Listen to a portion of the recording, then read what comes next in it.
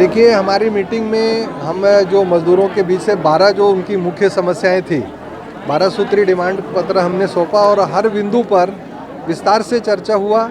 इसमें MCC worker से लेकर प्लेसमेंट वर्कर से उनको सेवा के घंटों को लेकर के या सेवा से जो हटाए गए हैं उन कर्मचारियों के लिए इनके वेतन से जो पीएफ और ईएसआईसी की राशि काटी जाती है उसकी मॉनिटरिंग कैसे हो, उसका लाभ इनको कैसे मिले।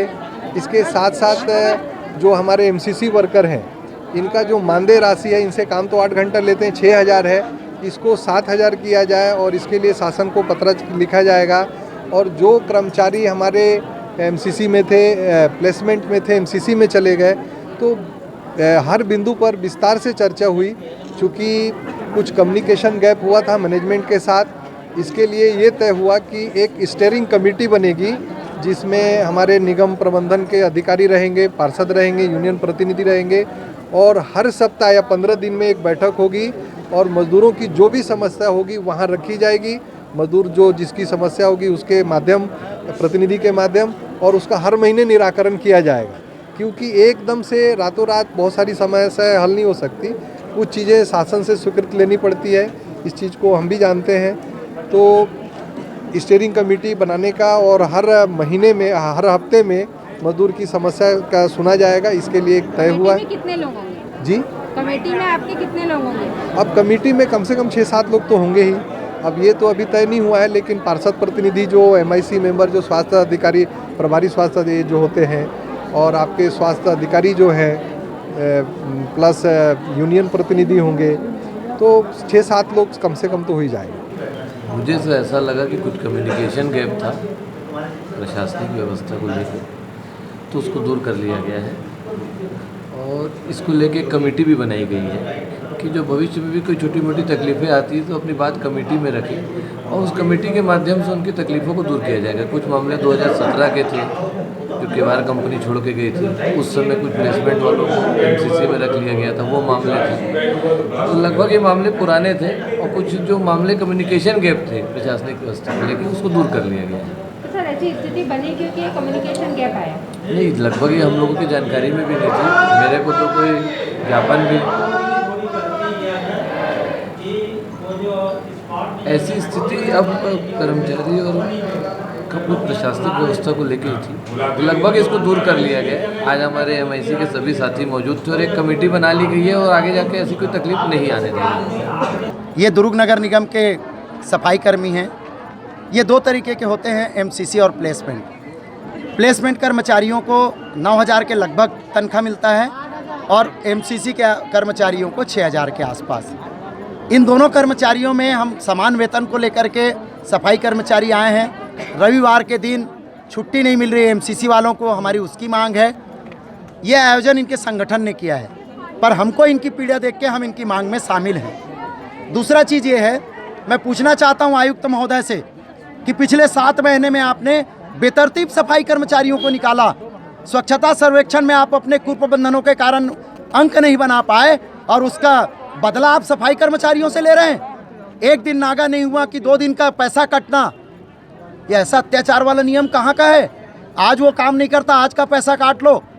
ये तमाम जो हो रहे हैं उसके कारण भरी दीपावली में हमें यहाँ बैठने का शौक़ नहीं है। 10 महीना कोरोना काल में ये सफाई कर्मचारी पूरे दुर्ग शहर में अड़े रहे हैं और पॉजिटिव घर में जाके कचरा लेते रहे हैं, उनके घर को सैनिटाइज करते रहे हैं और आज भी हम सब काम करेंगे। लेकिन हमारी मांग है आयुक्त महोदय से और महापौर जी से कि जो कर्मचारी एमसीसी में हैं उनको प्लेसमेंट में डाला जाए। पिछली परिषद ने प्लेसमेंट कर्मचारियों का 1100 रुपया तनख्वाह बढ़ाने का प्रस्ताव पारित करके गया है। आपके पास फिजूल खर्चे के लिए खूब धन है, 1100 मेरे उन कर्मचारियों को क्यों नहीं दे देते जो सुबह से उठ के लोगों का साफ सफाई कर रहे हैं, जो कोरोना काल में मेरे साथ खड़े हैं। कितने लोग प्रभावित हैं? 63 लोगों को प्लेसमेंट से एमसीसी में लाया गया और बाकी जितने भी हमारे कर्मचारी हैं, इन सभी कर्मचारियों को एमसीसी का बता के ये किया जा रहा है, इन सबको प्लेसमेंट की सैलरी दी जाए, सप्ताह की छुट्टी दिया जाए और बराबर 8 घंटे काम लिया जाए। और ये तानाशाही रवैया जो आयुक्त अपना रहे हैं, 7 बार हाजिरी देनी पड़ती है। अब बताइए मुझे, एक सफाई कर्मी कीचड़ निकालता रहे कि 7 बार वो मोबाइल में अपनी हाजिरी लगाता रहे? प्रबंधन के और तरीके हो सकते हैं। मेरा मानना है इनके साथ अत्याचार हो रहा है और सत्ता पक्ष से मांग करते हैं भाजपा पार्षद दल परसों आज ये संकल्प लेती है कि परसों सामान्य सभा में हम सफाई कर्मियों को हित के लेकर अपनी आवाज़ चालू करेंगे और इसमें कुछ न कुछ नहीं मनवा लेंगे, तब तक हम शांत नहीं बैठेंगे। कर्मचारियों के द्वारा जो मांग रखा गया है वो लगभग 12 बिंदुओं पर है, जिसमें प्रमुख तर्ज है कि 2017 में 50-60 कर्मचारियों को प्लेसमेंट से हटा करके उनको एमसीसी में कर दिया गया था। वर्तमान में भी कुछ कर्मचारियों को निकाला के उनको एमसीसी में कर दिया गया है, जिससे उनका मानदेय कम हो गया है। इसके साथ साथ उनकी प्रमुख मांग रही है कि जो 8 घंटे का जो कार्य के दौरान जो फ़ोटो लिया जाता है उस फ़ोटो को कम किया जाए या बंद किया जाए करके। और इसके अलावा भी और अन्य मांग रही है। तो हमारे महापौर जी के द्वारा जो एक कमेटी का निर्णय किया गया है, गठन किया गया है, उस कमेटी के द्वारा इन 12 बिंदुओं के साथ साथ कर्मचारियों को और भी कोई अन्य मांग रहेगा वो रखेंगे, उसमें विचार करके उसका निर्णय किया जाएगा। समिति तो आज गठन हो जाएगा, उसके बाद फिर चूँकि अभी सामान्य सभा है 9 तारीख को और उसके जस्ट बाद जो है दीपावली है, कोशिश होगी उसके पहले हो या हो सकता है उसके बाद इसका निर्णय कर किन किन लोगों को रखा जाएगा? वर्तमान में भी हमारे स्वास्थ्य प्रभारी जी हैं और स्वास्थ्य अधिकारी हैं, इसके अलावा कोई एक और अधिकारी उसमें रखा जाएगा। तो ऐसा कह रहा है कि इतनी बड़ी संख्या में अप्रोच लेके पहुंचे थे सफाई कर्मचारी।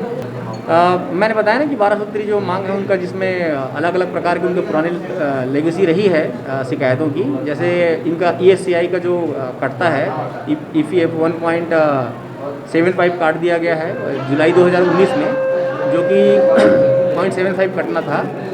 और MCC वर्कर लोगों का है कि उनका जो वेतन है वो 6,000 दिया जाता है, वो कम है, उसे बढ़ाया जाए। ऐसे करके सबकी अपनी अपनी छोटी छोटी समस्याएं रही हैं। वो सभी समस्याओं को लेकर के जब उनको एक मंच मिला तो एक मंच के माध्यम से आकर के वो उपस्थित हुए अपने रखने के लिए। For more information, log on to www.clips.in.